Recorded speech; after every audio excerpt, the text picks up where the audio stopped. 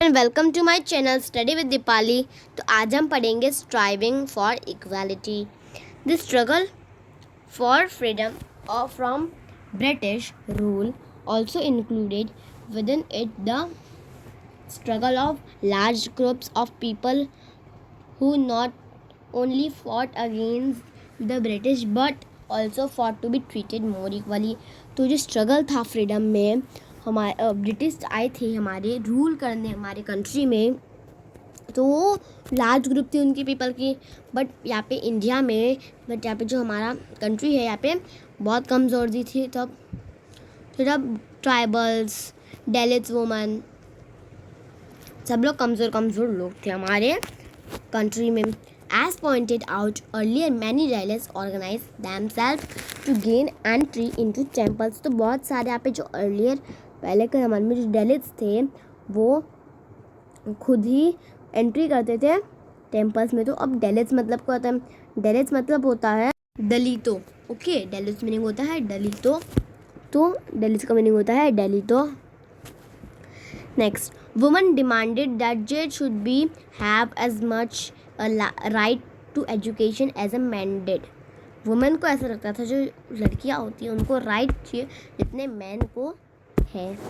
जो पीजेंट थे ट्राइबल, उनको रियलाइज़ हुआ कि उन लोग खुद ही मनी लेंडर और वो हाई इंटरेस्ट पे चार्ज करते थे, मतलब ज़्यादा रूल लिखाते थे उन लोग।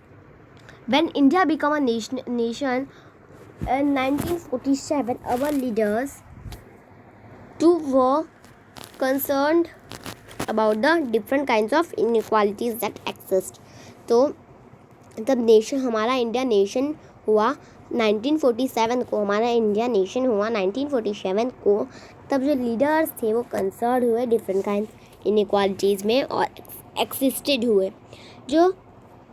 जिसने लिखा था कॉन्स्टिट्यूशन ऑफ इंडिया, ये डॉक्यूमेंट जो रूल है इंडिया के पूरे फंक्शन में, जो अवेयर है बहुत सारे वेज में। Okay, then aware discrimination has been practices in our society and how people has struggled against this. तो डिस्क्रिमिनेशन प्रैक्टिस हुई हमारी सोसाइटी में। जो पीपल थे वो स्ट्रगल करते थे, अगेंस्ट करते थे।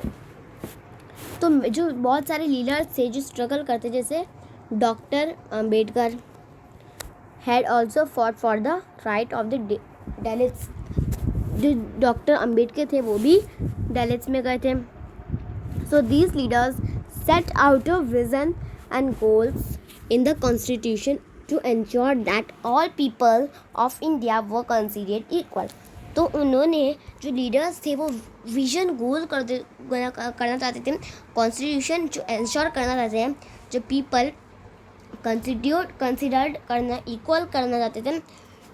तो ये इक्वालिटी जो ऑल पर्सन, सारे लोग देख सकते थे, जो वैल्यू होती थी यूनिट्स की, और हम सारे इंडियंस थे। तो ये सब जो इक्वल प्राइस में है, अपॉर्चुनिटीज़ में है, अनटचेबिलिटी है, इसे इस सीन एज अ क्राइम, ये क्राइम जैसा है। मतलब देखिए यहाँ पे डेलिट्स वुमेन भी है, यहाँ पे जो डेलिट्स वुमेन भी है। ओके, ये सारी वुमेन्स है, डेलिट्स वुमेन है ना। तो ये किसके रूल में है? ये सब यहाँ पे लिखा है इस पे। तो ये सब किसके रूल में है? तब वो ब्रिटिशर्स के रूल में थे। तो एक लॉ बना था, अबॉलिश्ड हुआ था। जो पीपल थे वो चूज़ करते थे दूसरे जॉब्स, उनके विश के गवर्नमेंट जॉब्स, जो भी पीपल चाहे उनके मर्ज़ी से। वो एडिशन में जो कॉन्स्टिट्यूशन है वो प्लेस हुआ रिस्पॉन्सिबिलिटी में, जैसे गवर्नमेंट। तो स्पेसिफाइड स्टेप्स लिए उन लोगों ने, रियलाइज़ किया कि हमें राइट टू इक्वालिटी लेनी चाहिए।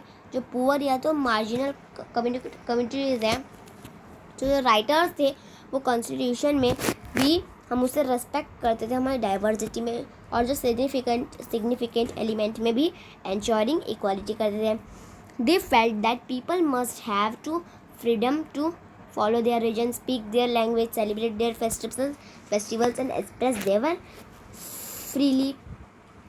फिर सोचा कि फिर मन में आया कि हमें भी हमारा फ्रीडम चाहिए, हमें भी अपना रिलीजन चाहिए, हमारी खुद की लैंग्वेज बोलनी है, हमें भी फेस्टिवल्स मनाने हैं, हमें भी खुद की मर्ज़ी से कहीं भी घूमना है हमें भी।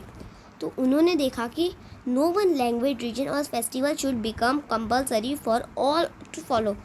कोई भी फेस्टिवल, कोई भी लैंग्वेज, कोई भी रीजन, कोई भी कुछ भी नहीं, ऐसा फॉलो होना चाहिए, कंपल्सरी ब्रिटिशर्स ने ऐसे कर दिए। तो उन्होंने बोला जो गवर्नमेंट थे वो ट्रीट इक्वली होने चाहिए, सब में इक्वली ट्रीट होने चाहिए। तो therefore India become a secular country where people of different regions and faith have some of the members who wrote the constitution तो तब से जो इंडिया थे वो सेक्युलर कंट्री बन गई और डिफरेंट रीजन्स के बन गए और फेथ भी आ गए। तो ये सारे राइटर्स हैं जिसने लिखा था कॉन्स्टिट्यूशन हमारे इंडिया के बारे में। तो कितने राइटर्स हैं? 1 2 3 4 6 11 राइटर्स आर देयर। इन सब ने कॉन्स्टिट्यूशन हमारे इंडिया का लिखा था। ओके, जो फ्रीडम था वो प्रैक्टिस किया था, फेथ, फ्रीडम, और वो अपने अपने रीजन से फियर नहीं होना है। हम अपने अपने रीजन अपने अपने मदर टंग में बोल सकते हैं। तो ये जो इम्पोर्टेंट एलिमेंट है हमारी यूनिटी में, वो हम सब लाइफ टुगेदर, सबने टुगेदर लाइफ किया और रेस्पेक्ट किया एक दूसरे का। Through this ideals are enriched in our constitution. These chapter points out that inequalities exist even today. तो ये जो inequality है वो या अभी भी है हमारे कंट्री में आज भी। तो इक्वालिटी है वो वैल्यू है हमारे स्ट्रीविंग में। तो वो इक्वालिटी हमें होना चाहिए। पीपल स्ट्रगल करते हैं, पॉजिटिव बोलना चाहते हैं, पॉजिटिव बोलना चाहिए, हमें पॉजिटिव एक्शंस लेना चाहिए और ये नेसेसरी है हमारे लाइफ के लिए। तो ये देखिए कॉन्स्टिट्यूशन ऑफ इंडिया ऐसा लिखा गया था। See preamble. Okay, we are the people of India having solemnly resolved to constitute India in a sovereign socialist secular democratic republic. तो इसमें आपको क्लियर नहीं दिख रहा है तो भी मैं आपको रीड करके दिखाती हूँ। And to secure to all is citizen. तो अब जस्टिस मतलब क्या होता है? जस्टिस मतलब सोशल, इकोनॉमिक एंड पॉलिटिकल। हमारे जो मर्ज़ी से हमें कुछ भी बोलना है तो हम कर सकते हैं। अगर कोई हमें कुछ करने नहीं देगा तो हमारे पास ऐसा जस्टिस है, हमारा इकोनॉमिक है, हमारी लैंग्वेज है, हम बोल सकते हैं, तो हम उसके ऊपर जस्टिस कर सकते हैं। Then liberty of thought, expression, belief, faith and worship. कोई हमारे ही मंदिर में आने नहीं दे रहा और वो खुद घुस जा रहा है, तो ये हमें लिबर्टी ऑफ थॉट, हम लिबर्टी कर सकते हैं उसके against. Equality of status and opportunity and to promote among them all. तो इक्वालिटी होनी चाहिए सबके, चाहे वो रिच हो पुअर हो, सबके स्टेटस में इक्वालिटी होनी चाहिए, उनको प्रमोट सेम होना चाहिए। तो अगर कोई इक्वालिटी नहीं करता है तो हमें उसके अगेंस्ट जा सकते हैं हम। फ्रैटर्निटी का मीनिंग है assuring the dignity of the individual and the unity of the integrity of nature. Assuring है हम अपनी खुद की लैंग्वेज बोल सकते हैं, हम खुद की जो रीजन है, बैकग्राउंड है, इकोनॉमिक है, हम खुद बोल सकते हैं। ऐसा कुछ नहीं है कि हमें दूसरे की यूनिटी, दूसरे के साथ इंटीग्रिटी नहीं कर सकते, यूनिटी नहीं कर सकते, हम कर सकते हैं नेशन, चाहे वो मुस्लिम हो, हिंदू हो, ईसाई, सिक्स, कुछ भी हो, हम कर सकते हैं। In our constituent assembly this 26th of November 1949 do hereby adopt, enact and give to ourselves this constitution। Okay, ये नीचे का थोड़ा ब्लर है, इसमें ये वाला ये दिख नहीं रहा। ओके, तब तक हम नीचे जाते हैं, नेक्स्ट पढ़ते हैं।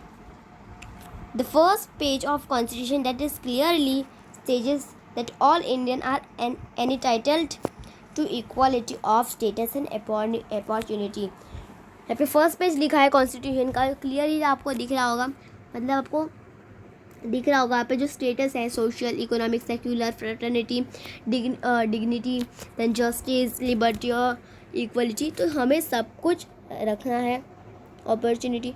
तो यही हमारा चैप्टर ख़त्म हुआ। अगर आपको पूरा चैप्टर समझ में आया हो या आपको कुछ भी समझ में आया होगा तो लाइक कर देना, शेयर कर देना, कमेंट कर देना कि कैसा लगा। और आपको कोई भी डाउट है, अभी तो चैप्टर भी ख़त्म हो गया हमारा सिविक्स का चैप्टर 2, तो आपको कोई भी डाउट है, कोई स्पेलिंग मिस्टेक है, स्पेलिंग समझ में नहीं आ रही, तो आप मुझे पूछ सकते हो, मैं आपके डाउट क्लियर कर दूँगी कमेंट सेक्शन में। Subscribe my channel and bell icon दबाना ना भूलें ताकि आपको सबसे पहले नोटिफिकेशन मिले। And bye bye.